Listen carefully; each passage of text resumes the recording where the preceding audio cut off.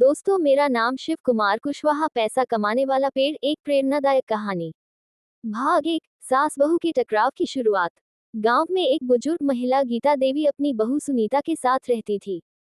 गीता देवी पारंपरिक सोच की थी। उन्हें लगता था कि बहू का काम सिर्फ घर संभालना और रसोई तक सीमित रहना चाहिए। लेकिन सुनीता पढ़ी लिखी थी और कुछ अपना करने की इच्छा रखती थी। सुनीता जब भी कुछ नया करने की बात करती, गीता देवी ताने देती, अरे बहू, तू घर का काम कर, पैसा कमाने के सपने छोड़ दे। अगर तुझे इतना ही कमाना है तो जा, कोई पैसा उगाने वाला पेड़ लगा ले। भाग दो। बहू की ठान। गीता देवी की बात सुनीता के मन में घर कर गई। उसने सोच लिया कि वह अपनी मेहनत से कुछ ऐसा करेगी जिससे ये साबित हो सके कि सच्चा पैसा कमाने वाला पेड़ मेहनत और लगन ही होता है। सुनीता को सिलाई कढ़ाई और अचार बनाने में रुचि थी। उसने धीरे धीरे अपने हुनर का इस्तेमाल करना शुरू किया। वह रात में परिवार के सो जाने के बाद काम करती और दिन में घर के काम निपटाती। पहले उसने अपने ही घर से अचार बनाकर बेचना शुरू किया। गांव की महिलाएं उसकी मेहनत देखकर उससे अचार खरीदने लगी। धीरे धीरे वह सिलाई का काम भी करने लगी और गांव की लड़कियों को सिखाने लगी। भाग 3। पहली सफलता और नई चुनौतियां। एक दिन गांव की एक महिला ने शहर से आए व्यापारी को सुनीता का अचार चखने को दिया। व्यापारी को स्वाद इतना पसंद आया कि उसने बड़े पैमाने पर ऑर्डर दे दिया।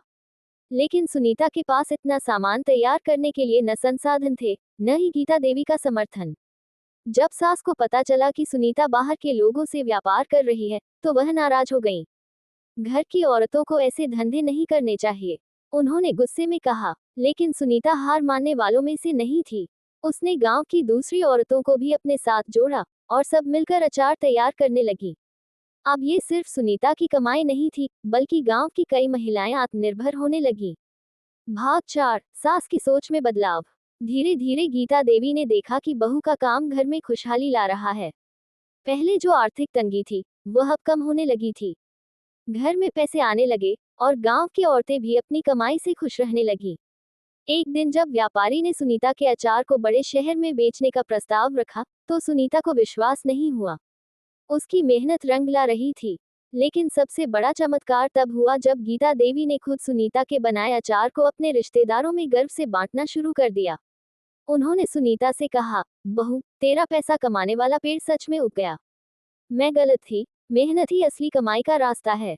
भाग 5। गांव की तरक्की और नई सोच। अब सुनीता के बनाए अचार और कपड़े सिर्फ गांव में ही नहीं, बल्कि आसपास के शहरों में भी बिकने लगे। गांव की औरतों के लिए उसने एक छोटा सा प्रशिक्षण केंद्र खोल दिया, जहां महिलाएं सिलाई कढ़ाई और अचार बनाना सीखने लगी। सालों बाद जब गांव में एक बड़ा मेला लगा, तो सुनीता के अचार के स्टॉल पर सबसे ज्यादा भीड़ थी।